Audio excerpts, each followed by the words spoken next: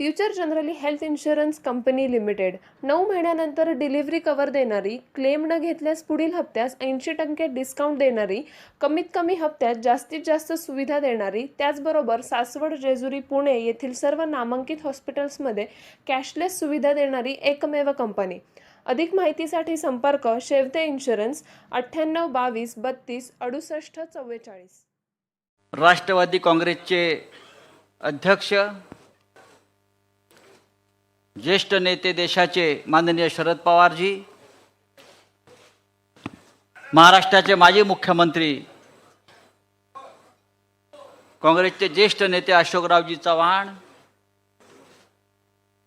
नानासाहेब पटोले आलेले आहेत. प्रांताध्यक्ष नानासाहेब पटोले, काँग्रेसचे प्रांताध्यक्ष नानासाहेब पटोले, ज्येष्ठ नेते बाळासाहेब थोरात, शेका पक्षाचे ज्येष्ठ नेते, शेका पक्षाचे प्रमुख जयंतराव पाटील, सुप्रियाताई सुळे,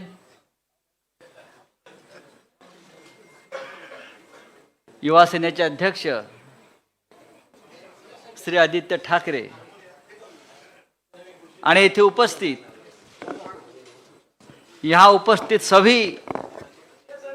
सभी पार्टी के सभी मान्यवर नेतागण और पूरे देश भर से जो मीडिया यहाँ आया है, उन सभी का मैं स्वागत करता हूँ. आज की प्रेस वार्ता बहुत ऐतिहासिक है, हिस्टोरिक है. पटना और बेंगलुरु के बाद इंडिया अलायंस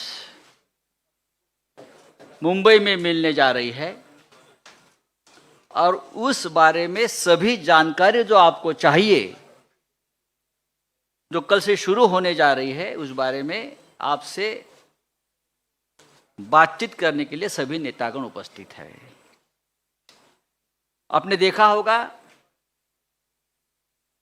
कि मुंबई का पूरा माहौल इंडियामय हो गया है. पूरे देश में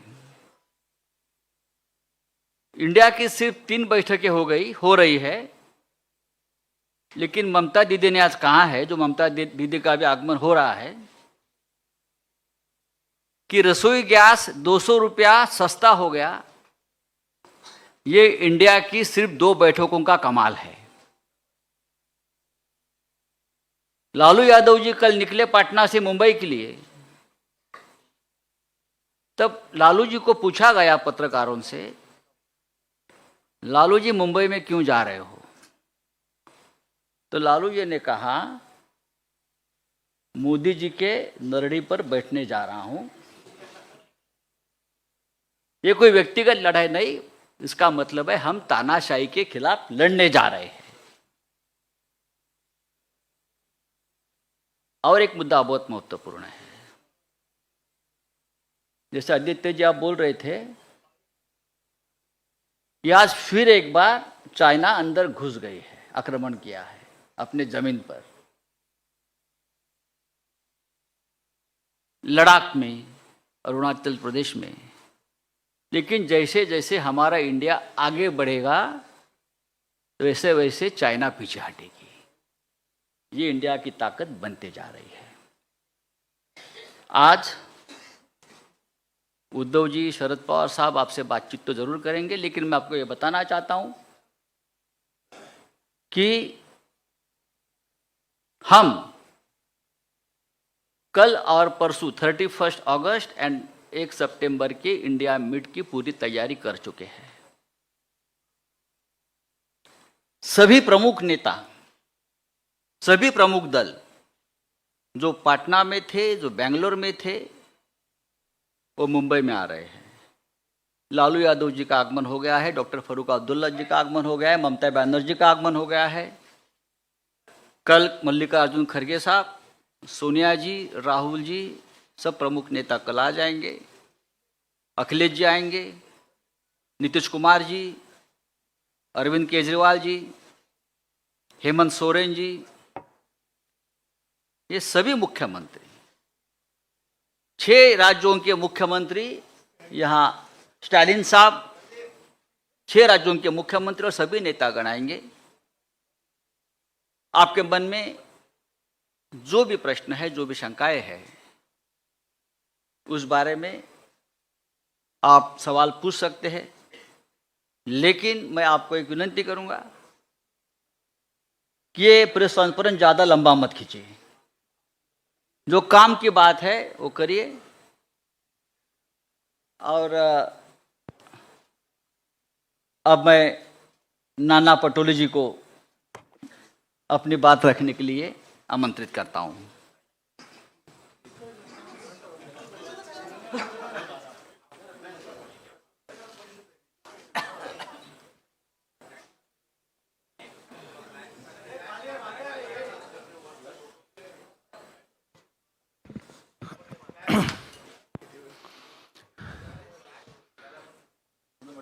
हमें बहुत खुशी है कि महाराष्ट्र में इंडिया अलायंस की मीटिंग होने जा रही है। उसकी तैयारियां पास पूरी हो चुकी है। महाराष्ट्र के कल्चर के आधार पर, महाराष्ट्र के संस्कृति के आधार पर आए हुए मेहमानों का उसी तरह सत्कार किया जाएगा। और इंडिया अलायंस में बढ़ती शुरू है। बेंगलोर में हम लोग 26 लोग थे, यहाँ आने के बाद 28 हुए। जैसे हमारे मित्र संजय राउत ने जी कहा कि चाइना अरुणाचल में अपने मैप में चाइना ने दिखा दिया कि अरुणाचल हमारा है। जैसे इंडिया बढ़ेगा वैसा ही चीन पीछे हटेगा। और इसीलिए आज हम एमवीए के तरफ से आदरणीय हमारे महाराष्ट्र के नेता, राष्ट्रीय नेता शरद पवार जी, उद्धव ठाकरे जी, हमारे अशोक चौहान जी आपसे वार्तालाप करेंगे। इंट्रोड्यूस हमारे मित्र संजय राउत जी ने आप लोगों को कराया है। मैं ज़्यादा वक्त नहीं लेते हुए अशोक जी आपसे बात करेंगे। आदरणीय शरद पवार जी, आदरणीय उद्धव ठाकरे जी, आदरणीय नाना पटोले जी, मंच पे बैठे हुए हमारे एमवीए के, महाविकास आघाड़ी के सभी हमारे नेतागण, आज के इस प्रेस कॉन्फ्रेंस में आए हुए हमारे सब पत्रकार भाई बहनों, इलेक्ट्रॉनिक मीडिया, प्रिंट मीडिया के हमारे सभी साथी, कांग्रेस, राष्ट्रवादी कांग्रेस और शिवसेना के बैठे हुए हमारे सभी नेतागण और दोस्तों, जैसे कि आप जानते हैं कि सबसे पहले तो मैं आप सबको रक्षाबंधन की शुभकामनाएं देता हूं। और रक्षाबंधन की जिम्मेदारी, जैसे हमारी बहन की रक्षा करने की जिम्मेदारी हम पर है, वैसे ही इंडिया की रक्षण करना भी हमारी सबकी जिम्मेदारी है। ये आज का दिन ये महत्वपूर्ण है, ऐसे मैं मानता हूं।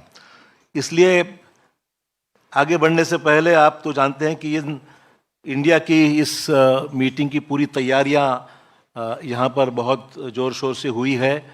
सभी राजनीतिक दल तकरीबन, पहले मीटिंग में तकरीबन 26 थे, आज 28 राजनीतिक दल इस गठबंधन में, महागठबंधन में, इंडिया की गठबंधन में आज शामिल हुए हैं।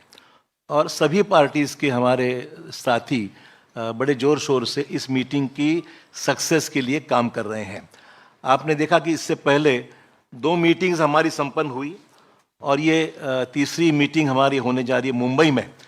तो हमारे सबके लिए गर्व की बात है, फ़ख्र की बात है कि आज मुंबई की इस मीटिंग में सभी यहाँ पर मौजूद है। छत्रपति शिवाजी महाराज की ये जन्मभूमि है, संत महात्माओं की ये जन्मभूमि है और शाहू फुले अम्बेडकर की विचारों की ये महाराष्ट्र है। इसीलिए मुंबई में इसकी मीटिंग होना एक अलग महत्व रखता है। छत्रपति शिवाजी महाराज ने धर्मनिरपेक्षता और कल्याणकारी राज्य के एक महान प्रतीक उनकी इमेज रही है। संत महात्माओं ने दिया हुआ मानवता और भाईचारे का संदेश हमेशा महाराष्ट्र हमने अपनाया है, उससे आगे हम बढ़े हैं। और इसीलिए शाहू फुले अम्बेडकर की विचारधारा को लेकर इंडिया आगे बढ़ने का हमारा सबका उद्दिष्ट है, प्रयास है। और मुंबई खास करके जब महाराष्ट्र की बात हम करते हैं तो हमारी एक हिस्टोरिकल बैकग्राउंड है। स्वतंत्रता आंदोलन हो, सामाजिक परिवर्तन के आंदोलन हो, औद्योगिक कृषि क्रांतियां हो, तो महाराष्ट्र हर रेवोल्यूशन में महाराष्ट्र हमेशा आगे रहा है और महाराष्ट्र ने देश को लीड किया है। और राजनीतिक क्रांतियां भी जो जितनी हुई है वो मुंबई और महाराष्ट्र उसका एक केंद्र रह चुका है। दोस्तों, आज सबसे अहम मसले हमारे सामने हैं जो हम देखते हैं कि महंगाई, बेरोजगारी जैसे मुद्दे पे हम लोग आवाज़ हमेशा उठाते आ रहे हैं। सभी राजनीतिक दल, आज आपने देखा कि अगर पिछला इतिहास हम देखेंगे तो 2019 की जो चुनाव हुए थे उसमें ये सभी महागठबंधन में जितनी हमारी साथी पार्टीज शामिल हुई है, सब ने मिलकर 23 करोड़ 40 लाख वोट्स लोगों ने उनको दिए थे 2019 के चुनाव में। और बीजेपी को उस चुनाव में 22 करोड़ 90 लाख वोट मिले थे। तो आप समझ सकते हैं कि इंडिया में शामिल हुए जितने पार्टी, सिर्फ एक ही बात थी कि अलग अलग होने से वोटों का बंटवारा हुआ और 23 करोड़ वोट मिलने के बावजूद भी भाजपा 22 करोड़ वोटों से वो देश में अपनी ताकत बना सके। आज इंडिया के इस गठबंधन में 11 चीफ मिनिस्टर शामिल हैं। जो बाकी मैं जो जिन्होंने भाजपा ने तोड़ मरोड़ के सरकार जहां गिराई वो छोड़कर बात कर रहा हूं कि 11 चीफ मिनिस्टर्स इस हमारे सरकारी हमारी इस गठबंधन में शामिल है। आपने देखा कि मध्य प्रदेश, गोवा, महाराष्ट्र जैसे राज्य को भी तोड़ने का काम भाजपा ने किया है।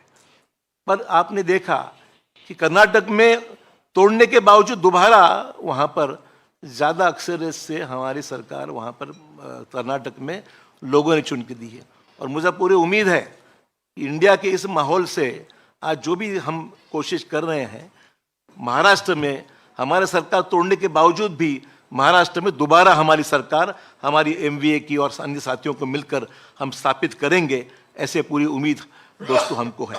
मैं ज़्यादा वक्त नहीं लूँगा क्योंकि सभी पार्टीज इसमें शामिल है। आदरणीय पवार साहब और ठाकरे साहब को भी आपको संबोधित करना है। तो आज हमारे लिए महत्वपूर्ण है कि आज सभी राजनीतिक दल हमारे साथ में हैं और बड़े ताकत के साथ में आने वाले चुनाव एक पॉजिटिव डे। हमारी सिर्फ किसी को विरोध करना ही इतना हमारा एजेंडा नहीं है। डेवलपमेंटल अलायंस मैं कहूँगा कि इसमें डेवलपमेंट का एजेंडा है, कुछ पॉजिटिव काम करने का एजेंडा है। हमने स्वीकार कर लिए, इसलिए एक छत्र में सब यहाँ पर इकट्ठा हुए हैं। धन्यवाद। आवश्यकता नहीं, सिर्फ चौथे राजनीतिक दल इसमें शामिल जो होने वाले हैं वो 28 है, 28, और उनके प्रतिनिधि कल के मीटिंग के जो मौजूद रहेगी, इनका नंबर 63 है। तो 63 प्रतिनिधि, 28 पॉलिटिकल पार्टी, इनका ये सम्मेलन कल से परसों से शुरू होगा। और जिस तरह से कई राज्यों से लोगों का जो इसमें इंटरेस्ट के बारे में हम सुनते हैं, इससे मुझे पूरा विश्वास है कि एक अल्टरनेटिव फोरम देश में तैयार हो जाएगा कि जो देश में परिवर्तन करना है, ये परिवर्तन के लिए मजबूत होगा। और यही काम हम लोग करेंगे, इतना ही मैं कहता हूँ। और श्री उद्धव ठाकरे, इनके पास मैं माइक देता हूँ।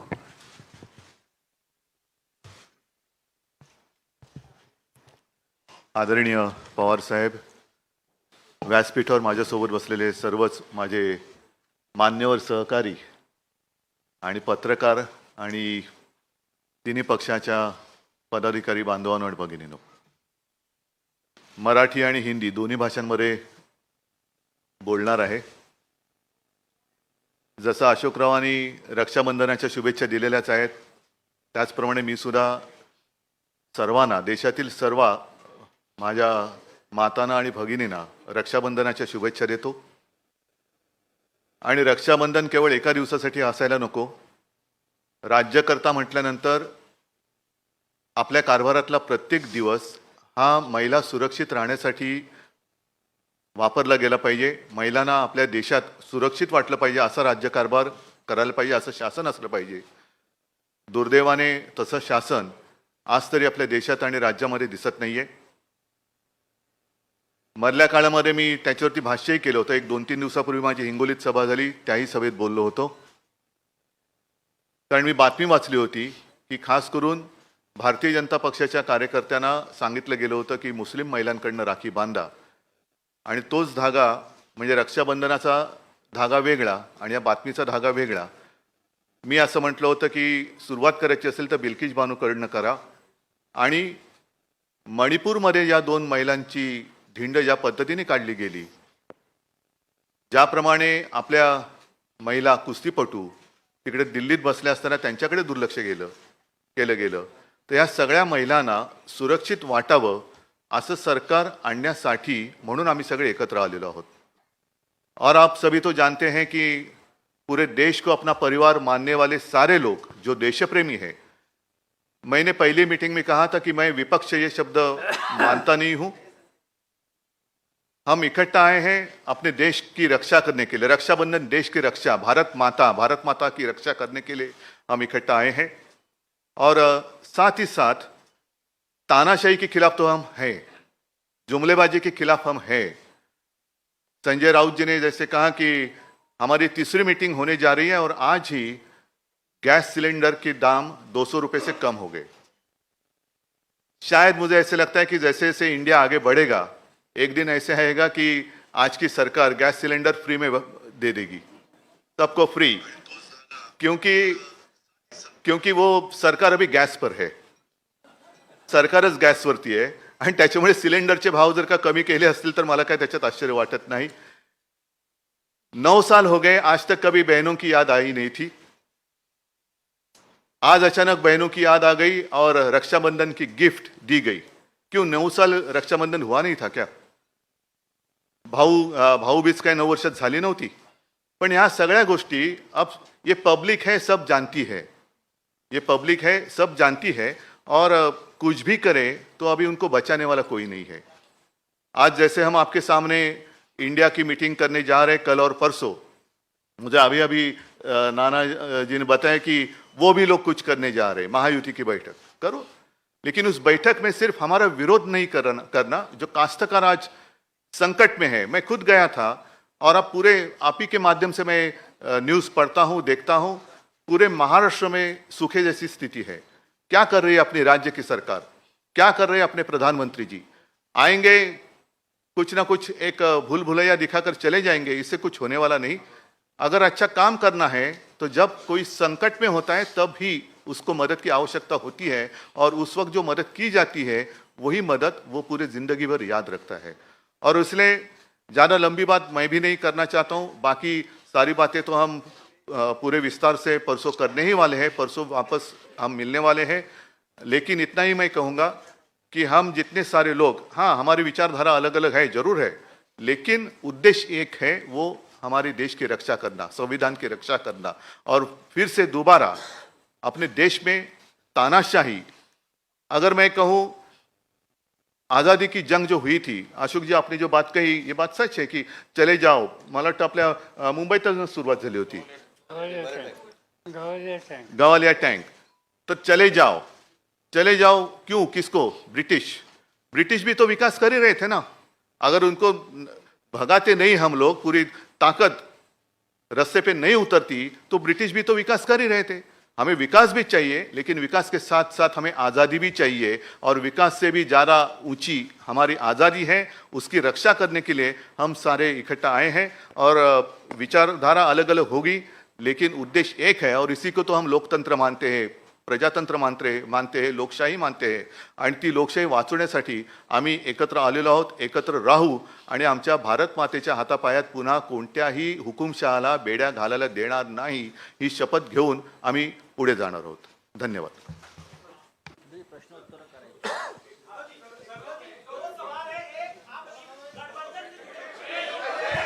शांत रहा, प्लीज सायलेन्स. एकच मिनिट, तुम्ही फक्त कोणाला प्रश्न विचारणार तेच सांगून करा.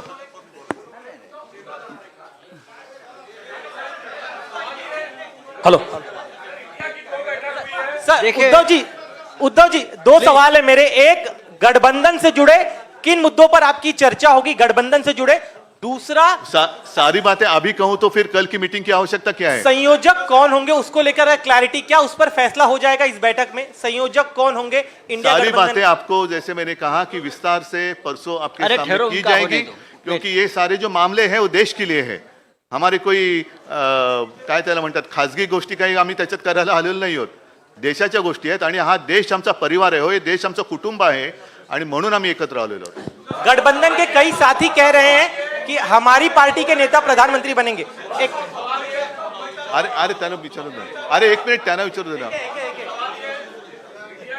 रुको रुको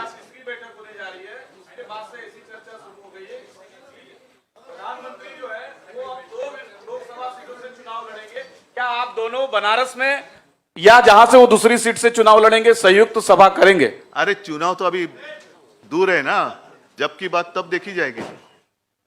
उद्धव जी एक सवाल ये है कि जिस तरीके से हम अलग अलग अरे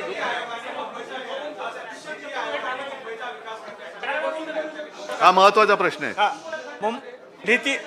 नीती आयोगाने मुंबईमध्ये विकास करण्यासाठी त्यांनी एक आराखडा तयार केला आहे. महाराष्ट्रामध्ये खास करून आता केंद्राचं इकडे या ठिकाणी दखल आहे, म्हणजे मुंबईला वेगळं करण्याचा हा एक मोठा प्रयत्न आहे. डाव आहे असं वाटतं का तुम्हाला? हा, तुमच्या प्रश्नाचा अर्थ हा सर्वसामान्य जनतेच्या मनामध्ये त्यांना तो समजलेला आहे आणि आता लोकांच्या लक्षात आलं असेल की महाविकास आघाडीचं सरकार का पडलं. कारण मी मुख्यमंत्री होतो, माझे सहकारी इकडे बसलेले आहेत, अशोकराव आहेत, आदित्य आहेत, जयंतराव आहेत, थोरात साहेब आहेत. जयंतराव तुम्ही मंत्रिमंडळात नव्हतात, नाना तर अध्यक्ष होते, पण त्यावेळेला सुद्धा केंद्रात त्यांचं सरकार असताना असा कोणताही प्रस्ताव आणण्याचं धाडस त्यांनी केलं नव्हतं. मुंबई वेगळं करणं आणि मुंबई केंद्रशासित करणं हा डाव आता उघड झालेला आहे. पण आम्ही तिकडे सत्तेत असताना हा प्रस्ताव आणण्याची त्यांची हिंमत नव्हती आणि आत्ता सुद्धा हा प्रस्ताव आम्ही होऊ देणार नाही. ज्या क्षणी आमचं सरकार केंद्रात आणि राज्यात येईल त्यावेळेला हे सगळे जे काय आहे त्यांचे पाश आम्ही तोडून टाकल्याशिवाय राहणार नाही. आणि मुंबईची स्वायत्तता जी आहे, महाराष्ट्र आणि प्रत्येक राज्याची स्वायत्तता आहे, ती आम्ही आभारीत ठेवू. ह्याची सुरुवात दिल्लीपासून केली गेली. दिल्लीसाठी जेव्हा त्यांनी तो जो काही एक वटहुकूम वगैरे आणला तेव्हाच आमच्या सर्वांच्या मनात भीती होती की हे सगळेजण, कारण आपल्या देशाला, आपल्या सरकारला केंद्र सरकार नाही संघ राज्य पद्धतीचं सरकार म्हणतो आपण. प्रत्येक राज्याला समान अधिकार आहेत. अगदी 2-3 मोजक्या गोष्टी सोडल्या तरच केंद्राला त्याच्यात हस्तक्षेप करण्याचा अधिकार आहे. पण हा हस्तक्षेप हा दिवसागणिक ते वाढवत चाललेत. राज्यांची आणि शहरांची स्वायत्तता मारून सर्व काही एकछत्रीपणा आणायचा, ही छत्री आम्ही तोडून मोडून टाकल्याशिवाय राहणार नाही. थोड्या दिवसाची गोष्ट आहे. सरकार आमचं दोन्हीकडे आल्यानंतर हे सगळे असे उपराटे निर्णय जे त्यांनी घेतलेले आहेत ते आम्ही पुन्हा उलटे फिरवल्याशिवाय राहणार नाही. उद्धव जी 2 सवाल ऐसा है कि अरे बाकी लोगों को सवाल पूछो. हम अलग अलग विचारधाराओं के साथ एक आए हैं. उद्धव जी, अब विपक्ष लगातार ये कह रहा है मराठी होने दो. हाँ, मैं एकदा मराठी देखिए पहले मराठी पूरा होने दो. पहले मराठी करो, बाद में हिंदी में बोलेंगे. हाँ, मराठी पहले मराठी करो. मराठी सर. हाँ, पहले मराठी करो.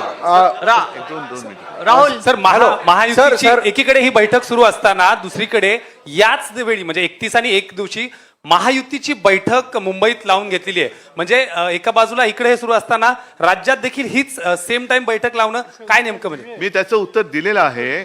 कारण गेल्या वेळेची आमची मीटिंग होती त्यावेळेलाच एनडीएची मीटिंग लावली होती आणि मी परवाच्या सभेत म्हटलंय की आता एनडीएचा अमिबा झालेला आहे. एनडीएला आता आकार उकार काही शिल्लक राहिलेला नाही. जसा अमिबा एक पेशी जीव कसंही त्याला आकार उकार दिला जातो तशा प्रकारे आता एनडीए झालेला आहे. सर, एक असा प्रश्न आहे की साधारणतः 4 राज्याच्या निवडणुका डिसेंबरमध्ये होत आहेत. कुठे? आणि 4 नाही सर, राज्याच्या. तुम्ही जरा कोणाला प्रश्न विचारणार ते सांगा, सगळ्याची उत्तरं माझ्याकडे. दोघांना, पवार साहेबांना आणि तुम्हाला एक प्रश्न आहे की 4 राज्याच्या निवडणुकांच्या सोबतच लोकसभेची निवडणूक लागण्याचे देखील संकेत दिले जात आहेत. आणि अशा वेळेस तुमच्या या इंडिया आघाडीच्या जागा वाटपाचा जो वेळ असेल किंवा जागा वाटपाची चर्चा असेल त्यासाठी राज्यात कमिट्या नेमण्यात आलेत का किंवा त्या चर्चा एकत्र आत्ता होणार आहेत का? असं आहे की आम्ही जागा वाटपाची चर्चा सुरू केलेली नाही. आमच्या पहिल्या 2 ज्या बैठका झाल्या त्या महत्त्वाच्या होत्या आणि उद्या इथून पुढचा आपला सामूहिक कार्यक्रम काय असावा याच्या संबंधीची चर्चा होण्याची शक्यता आहे. आणि त्या शक्यतेच्यामध्ये जर असा निर्णय झाला तर मग काही लोकांच्या ही जबाबदारी टाकली जाईल की तुम्ही अन्य राजकीय पक्षांशी डायलॉग साधा आणि याच्यातून आपण एकत्र जाऊ शकतो का त्या संबंधीचा अभ्यास करा. तर प्रश्न असा आहे की तुमची उद्धव साहेबांना तुम्हाला प्रश्न आहे. आपली प्रकाश आंबेडकरांसोबत युती आहे, मात्र त्यांचं असं म्हणणं आहे की मला या आघाडीचं निमंत्रण देखील नाही आहे, मी महाविकास आघाडीत देखील नाही आहे. एकूण युती आहे की नाही ते तुमचे प्रकाश आंबेडकर आणि आमची युती गेल्या 23 जानेवारीला आम्ही जाहीर केलेली आहे. साहजिकच एक त्यांची गोष्ट बरोबर आहे की शिवसेना आणि प्रकाश आंबेडकर यांची युती आम्ही जाहीर केलेली आहे. आता या इंडिया बैठकीत किंवा इंडियाच्या आघाडीत येण्यासाठी त्यांची सुद्धा इच्छा आम्हाला प्रकाश आंबेडकरजींशी बोलून विचारावी लागेल. आणि एकदा आम्ही एकत्र आल्यानंतर ते एकमेकापासून वेगळे होण्यासाठी एकत्र येत नाही. त्यांना सुद्धा व्यवस्थित त्यांच्याशी चर्चा करून जर त्यांची तयारी असेल तर ते सुद्धा या आपला म्हणजे महाराष्ट्रामध्ये महाविकास आघाडी आणि देशात इंडिया याच्यामध्ये ते पण येऊ शकतात. उद्धव साहेब इकडे इकडे इकडे हां. मुंबई देशाची आर्थिक राजधानी आहे आणि त्यामध्ये ही इंडियाची बैठक होते. आगामी काळात मुंबई महानगरपालिकेची देखील निवडणूक होऊ घातलेली आहे. तर अशा वेळेला असं वाटतं तुम्हाला? कारण ज्या पद्धतीने चाललेलं आहे ती पद्धत त्यांना निवडणूक घेण्याचं धाडस ते करतील असं मला वाटत नाही. आणि आत्ता जो आधी प्रश्न विचारला होता पवार साहेबांनी त्याचं उत्तर दिलं की 4 राज्यांसोबत लोकसभा, मी म्हणतो त्याच वेळेला महापालिका पण घ्या. याचा परिणाम दिसेल आपल्यासाठी फायद्याचा. परिणाम नक्की दिसणार आहे कारण लोक वाट बघतायत. धन्यवाद. आणि पवार साहेब एक सवाल असा आहे, उत्तर प्रदेशमध्ये मायावतींनी असं डिसिजन घेतलं आहे की ते तटस्थ राहणार आहे. तर यामुळे इंडिया आघाडीला काय वाटते? म्हणजे मायावती तटस्थ राहणार आहे, उत्तर प्रदेशमध्ये लोकसभाची जास्त सीट आहे. की मायावतीजी नक्की कोणाच्यावर एकत्रित जाण्याची भूमिका घेणार आहेत. आम्हाला असं दिसतंय की काही वेळेला भारतीय जनता पार्टीशी सुद्धा त्यांनी सुसंवाद ठेवलेला आहे. ते आज ठेवतील असं मी म्हणत नाही, पण या सगळ्या गोष्टीची स्पष्टता जोपर्यंत येत नाही तोपर्यंत याच्यावर निर्णय घेणं अशक्य आहे. पवार साहेब एक मिनिट त्यांना विचारतो. नाही हो दे, एक त्याचं होऊ दे. एक सवाल ये है कि पवार साहब आपसे और उद्धव जी आपसे दोनों लोगों से, क्योंकि ये अलग अलग विचारधाराओं का अलायंस है, तो ऐसे में इस पूरे चीज़ों को जब आगे बढ़ेगा तो एक कोऑर्डिनेशन कमेटी की ज़रूरत पड़ेगी, क्योंकि ये लगातार चल रहा है. तो उसको लेकर क्या संयोजन समिति अलग से बनाई जाएगी? और दूसरा सवाल ये है कि विपक्ष जो सरकार में बैठे लोग हैं वो लगातार आप लोगों पर कह रहे हैं कि अभी तक कोई चेहरा आप लोग तय नहीं कर पा रहे हैं, तो प्रधानमंत्री पद का उम्मीदवार कैसे तय कर लेंगे? बात ऐसी है कि अलग अलग पार्टीज है, ये बात सच है, मगर बैठ कर डिस्कस करके मिनिमम कॉमन प्रोग्राम हम तैयार कर सकते हैं और मिनिमम एग्रीड प्रोग्राम इसके आधारित हम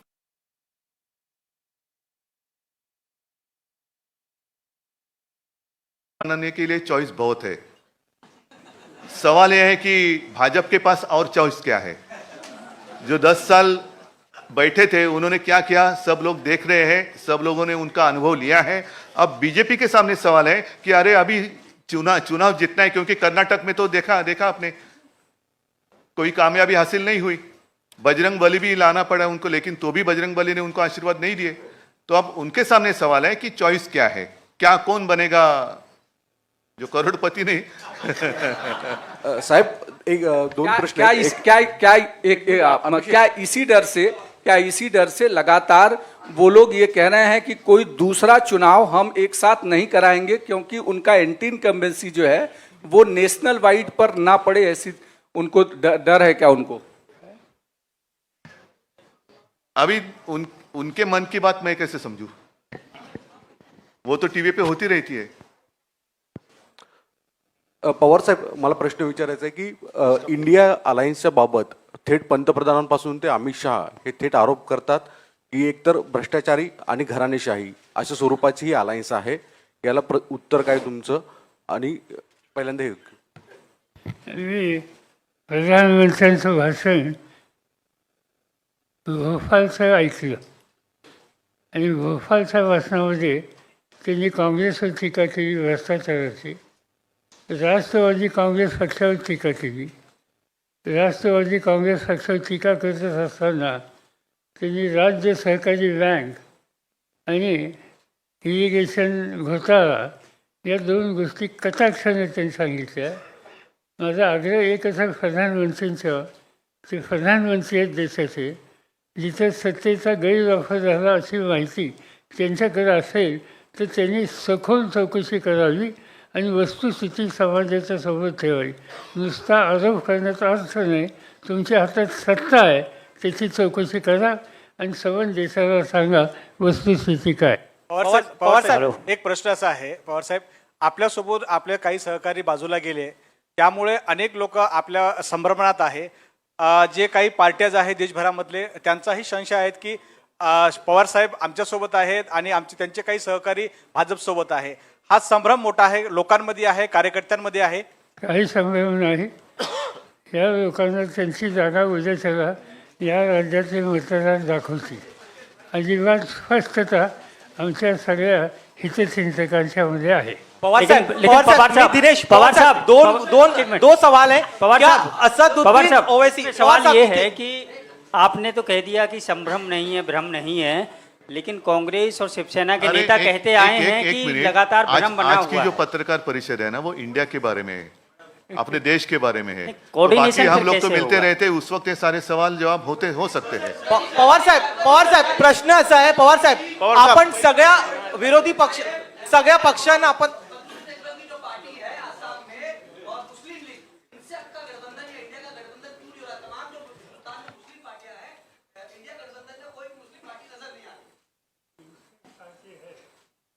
उन्होंने मुझसे बात की है और उनकी तैयारी है हम लोगों के साथ जाने की. तो ये कोई अकेला इस पर डिसीजन ले नहीं सकता. इस पर कांग्रेस के साथ बात करनी होगी, उद्धव जी के नेतृत्व वाली शिवसेना के साथ बातचीत करनी होगी और इस पर कलेक्टिव डिसीजन होगा. जब तक कलेक्टिव डिसीजन होता नहीं तब तक इन लोगों का जो सुझाव है इसका स्वीकार करना हमें मुश्किल है. क्या ओवैसी साहब और बीआरएस को लेकर बातचीत चल रही है आपकी? उद्धव जी, पवार साहब, क्या आज चूंकि बातचीत इंडिया बैठक की होगी, मैं एक सवाल ये जानना चाहता हूँ कि कन्वेयर को लेकर के, संयोजक को लेकर के जो चर्चा चल रही थी, बताया जा रहा है, क्लैरिटी हम चाहते हैं. कांग्रेस से कहती है कि हम टीएमसी और दूसरे नेताओं के अंडर में काम नहीं कर सकते, दूसरी पार्टी कहती है हम कांग्रेस का कन्वेयर एक्सेप्ट नहीं कर नहीं, सकते. सुनो एक मिनट, इस सारे बातों का जवाब आपको मिल जाएगा, लेकिन एक बात आपको ध्यान में रखना चाहिए. शायद मैंने आज एनडीए का संयोजक कौन है मुझे तो पता नहीं, आपके पास अगर जानकारी होगी तो आप दे दीजिए. तो क्या कोई संयोजक कोई डिसाइड किया जाएगा या 12 लोगों की कमेटी बनेगी? पवार साहेब, दोन प्रश्न आहेत पवार साहेब. बीआरएस, अकाली दल आणि ओवैसी यांना पिछले बैठक में ये कहा गया था कि एक कमेटी बनाई जाएगी, कोऑर्डिनेशन कमेटी बनाई जाएगी. संयोजक पिछले बैठक में तय हुआ था कि मुंबई के बैठक में एक कोऑर्डिनेशन कमेटी बनाई जाएगी सभी लोगों की, या फिर संयोजक जो है उस पर चर्चा होगी. क्या ये दोनों मुद्दे होंगे जो अलग अलग नाम और आ रहे, कोई संयोजक चुना जाएगा? एक पहला सवाल है. नहीं, इसलिए तो मैंने पहले शुरुआत में कहा ना कि परसों हम दोबारा मिल रहे हैं और उस वक्त कल और परसों जितनी सारी बातें होगी आपके माध्यम से पूरी जनता, देश की जनता के लिए हम सबके सामने रखेंगे. उद्धव साहेब, दोन विषय लगता है. पहिला प्रश्न तुमच्यासाठी आहे. उद्धव साहेब, पहिला प्रश्न तुमच्यासाठी आहे. तुम्ही मगाशी म्हणालात की इंडियाची बैठक आहे, इंडियाच्या विषयावरती बोललं पाहिजे. आज सगळे एकत्र आहेत, पण सातत्यानं सामनामधून शरद पवार आणि अजित पवार यांच्यावरती सातत्याने टीका केली जाते. हा विसंवाद का आहे की कुठेतरी सतत टीका होते आणि तुम्ही, जेव्हा आम्ही, आमचं वैशिष्ट्य आहे, ज्यांच्यासोबत असतो त्यांच्यावर टीका करतो. आणि दुसरा पवार साहेब, दुसरा प्रश्न असा आहे की साधी गोष्ट आहे.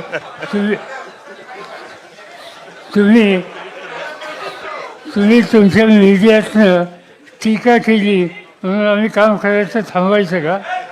तुम्ही तुमचं काम करा, आम्ही आमचं काम करतो. बरं पवार साहेब, शिवसेनेचे नेते मागणी करतात की उद्धव ठाकरेंना पंतप्रधान पदाचा उमेदवार म्हणून घोषित करावं. जातो उद्या शपथ घेतो. पवार साहब, दो चीजें सर क्या बीआरएस अकाली दल और असदुद्दीन ओवैसी की पार्टी को साथ में लाने के लिए आप लोग कोशिश कर रहे हैं, बातचीत चल रही है पवार साहब? बात अभी तक हुई नहीं, मगर अकाली दल की इनकी एक भावना है कि इसमें साथ जा सकते हैं तो हम सोच सकते हैं, मगर इतना वो आसान नहीं है, क्योंकि हमारे साथ केजरीवाल है, पंजाब की हुकूमत उनके हाथ में है, कांग्रेस पार्टी की वहाँ नीति अलग है, और इसलिए हम जिससे हमारे डिफरेंसेस बढ़ेंगे ऐसा काम कुछ नहीं करेंगे। उद्धव साहेब उद्धव जी उद्धव जी सभी को